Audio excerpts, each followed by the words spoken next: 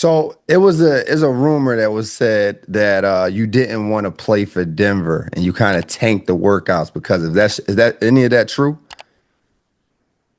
I didn't tank the workout. Uh-huh. I actually, during my NBA draft process, I tore my meniscus. Mm. So me and my agent had to keep it a secret because at the time, even though it's only a torn meniscus, which is nothing, right, on the scale of injuries, Mm-hmm. it would have pushed me out of the first round. So when I went there, I actually had a torn meniscus, and I played on it my first NBA summer league as well. Gotcha.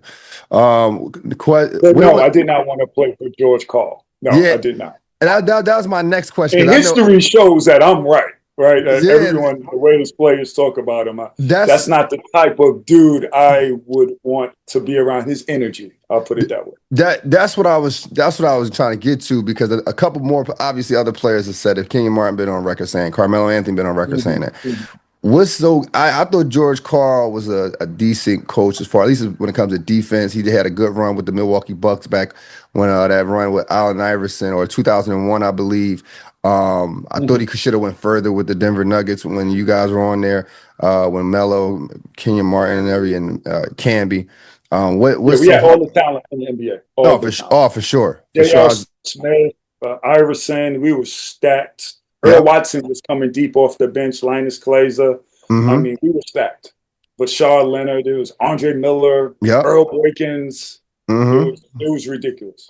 Man, yeah. So how yeah, I was doing a lot of arguing for y'all back in the day, bro, against the Denver versus Mhm, Lakers, bro. I was doing a lot of mhm, arguing for y'all, mhm, man. mhm. What's so challenging about playing for George Karl? Um, how do I put this? See, the thing with me is I'm brutally honest, right? So my mind is thinking of a way to be politically correct, right? I don't think you need to Um, be, brother. We on the real Hooper show, man. We score society, bro. I, We I understand that, man. I I'll just put it this way. From my vantage point, George Karl just is not a good person. okay. He is not a Fair good. enough. I would say that.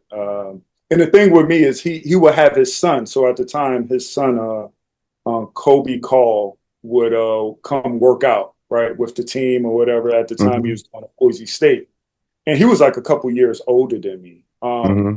But I used to tear him up. And I would Hmm. literally be in there like, yeah, I know your dad not going to play me, but I'm going to whoop your A All every right. single time you're on this court. You can't guard me, you soft. Like, I'm just giving it to him, taking it out on him because his dad wouldn't play me. Right. So, obviously, Pops wouldn't like that, right? Hmm. But no, I didn't ever think that George Karl's a good person. I have one story where um, I was speaking with him after the season. I was like, say, hey, what do I have to do to have a better opportunity of getting on the court next season?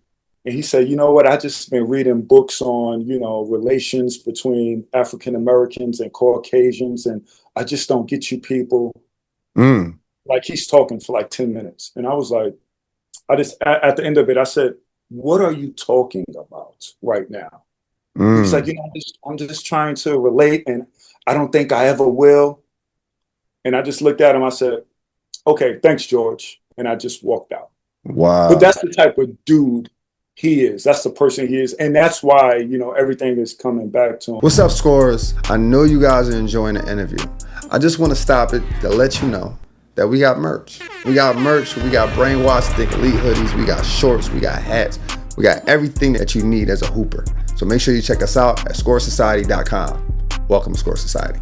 Let's get back to the interview. Now, do you think that hindered your success in the NBA? Because I was just talking to my guy, Greg Smith, and he talked about the relationship in the NBA where, things start to pass on to other coaches and then, they start to diminish a player and so you're out of there. Do you think that hurt? You think that added to it?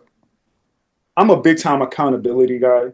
Okay. Um, I was not better than Earl Boykins or Mm-hmm. Andre Miller or Allen Iverson or Mm-hmm. Carmelo Anthony or J.R. Smith.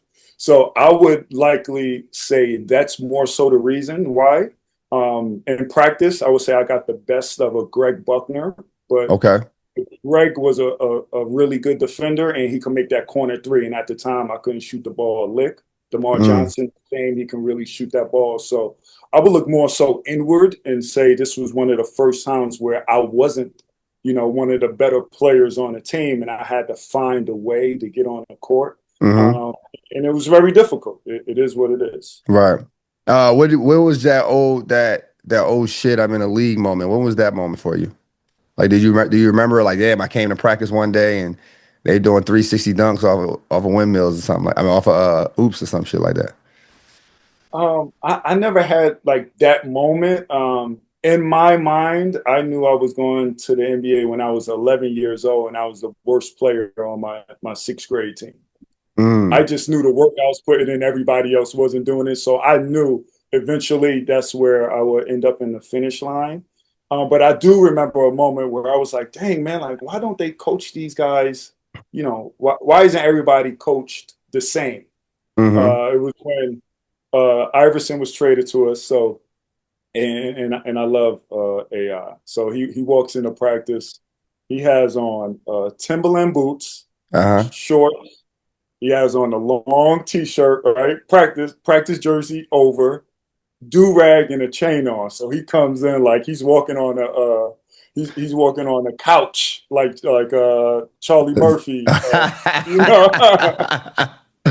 you know what I'm saying? I'm Like dead. he is there. Like a Oh Dave man, Chappelle that skit. sounds about right. Yeah. So he's dribbling the ball at half court. He's like, George, like, all right, guys, let's start practice. He has on Timberland boots, right?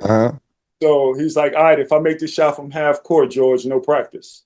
He shoots an air ball. Right. Gets it again, shoots a brick. He shoots the ball like 15 more times. He finally makes it, and he's like, that's it, guys, no practice. He walks out. So then Kenyon sees that, and Kenyon's like, oh, yeah, I'm up out of here. So then Melo's looking like, yo, you serious? Then everyone starts walking out, and I'm like literally the last one, and I'm looking at him like, I'm like, George, like, this is my game. I need to practice now. And then, like, George just gets red. He's flustered, and he's like, all right, Alan, no practice today. Wow. And I was like, wow. Okay, that's what it is. Yeah, the money. That's definitely different. That's definitely different. That one happened with Popovich, right? No, for sure.